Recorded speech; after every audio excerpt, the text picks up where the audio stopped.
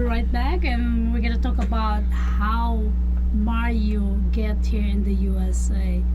Tell me about it, Mario, because you strive to be here, and as you said earlier, it's opportunity, it's a privilege to be in America, and you run away and you pay someone. Tell me, how did you get here in the US? Well, we pay somebody to bring us over here,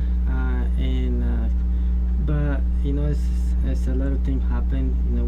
When you come in from El Salvador, because you have to cross Guatemala, you have to cross Mexico, and then you jump into the United States. So you ride, what transportation did you use? Well, a boat or a truck? A truck, a truck, and walking, and How many of you in a trailers. truck? We was 227 people, but we only get into the United States about 40 people. The rest of them, they get lost, or they died, in the desert. Oh my God, that's so sad. Or some other people, they bring him back to El Salvador. So we was a good luck that we passed, about 40 people out of 227. So 227 people on that time that you escape and pay someone to come here, Yes. but you only left 40 people because some probably died, they didn't make Yeah, it. they didn't make it, and some people they get lost, or some people they stole the money. They robbed them, and some people they went back to the country because they cannot make it. How did you make it? Well, praying God, to help us, to get here. Some of my friends who was coming, I didn't know about them. They passed, I never see them again, and I was the only one, So And you were 18 on that time Well, when you escaped 18, Guatemala, El Salvador. yeah. Well, I coming from a country, from a place that is a town, a very poor town, and at the age of 14, I had to leave the little town where I live, and I had to move to the city. At the age of 14 years old, I had to work, and then at the age of 18, I decided to come to United States, and then How much did you pay the broker who took you guys here? $8,000.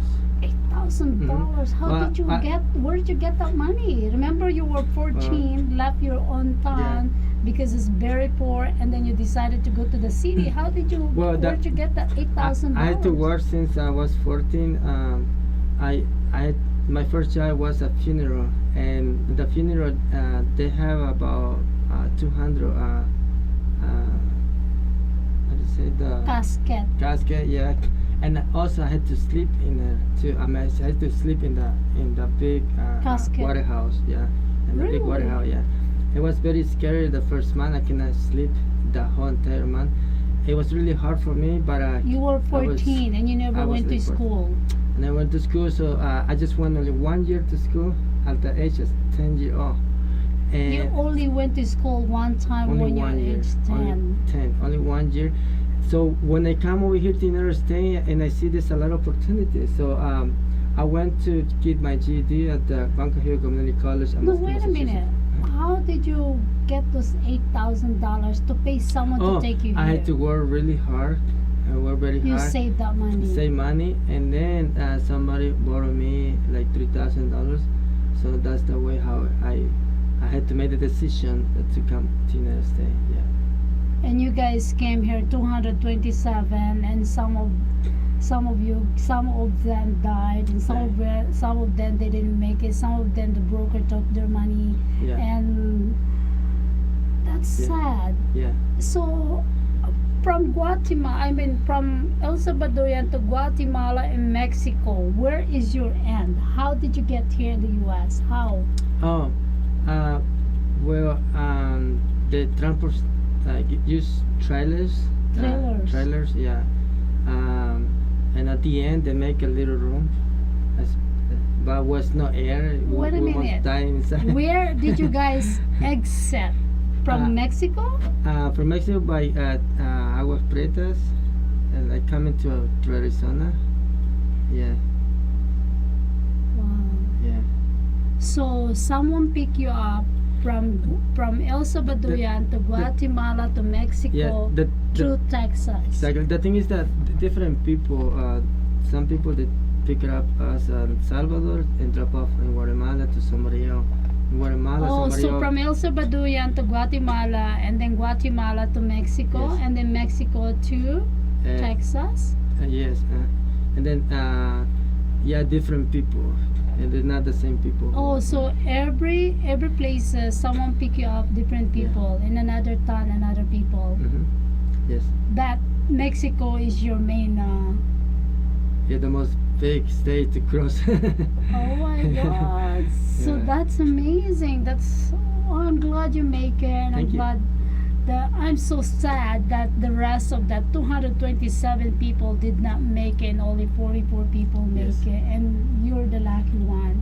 And Mario is helping our community, and he is part of our non-profit organization that does Las Vegas Diversity Weaker Lions Club, and he's one of the tail twister officers. That's supposed to be my BFF, Stanley and Marianne. Stanley Harris is a dear friend of mine. He used to be here in the show. He used to be our Las Vegas Diversity Weaker Lions Club. I hope to see you, Stanley, and also Marianne. I know you guys are always there for me. Thank you so much for being a friend. So I'm so happy for you. And what can you tell to the other people who are dreaming, especially the DACA of Barack Obama? What can you tell to our president now, Mr. Trump? What can you tell him that give a chance to those kids who come here illegally when they were young? I think that he should give opportunity to them because they are focused in their education, studying, and the parents. Why don't you say in Spanish too? I like it because you can speak English and Spanish. Bueno, creo que sería. To Mr. Trump, the president, because you experienced that, you came here illegally and now you're legal, and then now we have so much, how many thousand illegally kids come here in the USA to get the opportunity to have a good life. Go ahead. Creo que los niños son el futuro de este país, aunque su país esté muy lejos, pero estando ellos acá estudiando, estando en este país de Estados Unidos, este es el país prácticamente de ellos, el futuro de este país. Pienso que debería haber una oportunidad para ellos, para que ellos puedan continuar su educación, continuar la universidad y de esa forma pues tener a personas que van a dar un buen servicio a nuestra comunidad. Y what can you tell to Mr. President Trump, because he's trying to see if he will let these kids to stay? Okay, Mr. Presidente Trump. You can say in Spanish. Pienso que sería importante que diera una oportunidad a esta generación que es el futuro del país. Ellos son, como dice la palabra, los dreamers, son el sueño, son los que van a llevar a este país el día de mañana adelante, es lo que podría decir. La otra cosa importante es que ayudaría mucho a muchos padres por la atención, el estrés que ahorita se está llevando a los padres de familia por sus hijos que están ilegales. Entonces pienso de que debería haber una oportunidad para estos niños para que puedan tener sus documentos legales y continuar su educación, encontrar buenos empleos y sacar el país adelante. Somos una mayoría, la verdad, como hispanos, somos una mayoría muy grande que estamos aportando a este país. Nosotros no venimos a este país a quitarle, venimos a construir este país. We don't come to this country to take away the job or opportunities or education. We come to build this country. We come to make this country to reach their dream, to help others, So we come over here to para prosperar, para salir adelante y ayudar a los demás.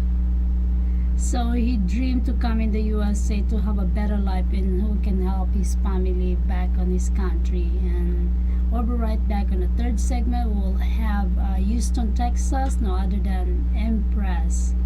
All right, thank you. We'll be right back.